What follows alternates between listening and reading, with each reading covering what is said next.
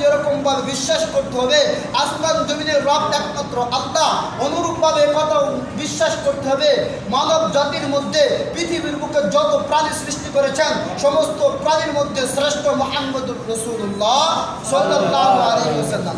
তাহলে মহব্বত করতেই হবে, কিন্তু মহব্বতের হালত আছে। আগে বলছিলাম পানির উদাহরণটা মনে হয় কেন, পানি আপনার জীবন, রসুলকে মহব্বত করা আপনার ঈমান। কি পানি আপনার জীবন, রসুলকে মহব্বত করা আপনার ঈমান। আপনি রসুলকে মহব্বত না করলে, তাকে অনুসরণ না করলে ঈমান থাকবে না। পানি যদি আপনি না পান করতে পারেন তাহলে আপনার জীবন থাকবে না। পানি আপনার জীবন, রসুলকে মহব্বত করা আপনার ঈমান, রসুলের আদর্শ মানা আপনার ঈমান। পানি যদি বেশি হয়ে যায় তাহলে আপনার জন্য ক্ষতির কারণ, আপনার জন্য মৃত্যুর কারণ।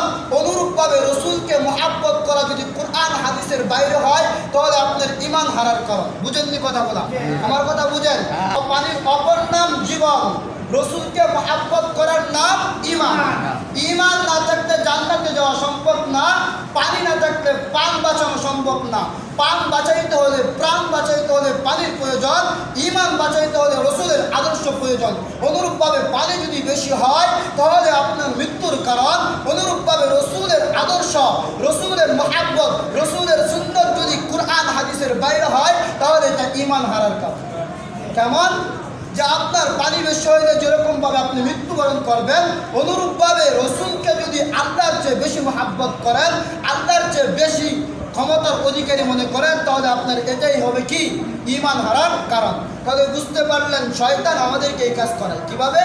শয়তান বলে, এ বেটা তুই তো রসুলের আদর্শ মানসি, রসুলের সাথে দুরূদ পড়ছরি, এখন একটু দাঁড়া, তাইলে না রসুলের মহব্বতটা পরিপূর্ণ হবে। এটা কে লাগাইছে? এটা কিন্তু কুরআন হাদিসে লাগায় না। কে লাগাইছে? কে?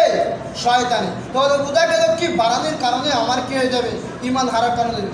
অনুরোধ করে বলবো শয়তানের অনুসরণ করা যাবে না। কুরআন কি বলছে, হাদিস কি বলছে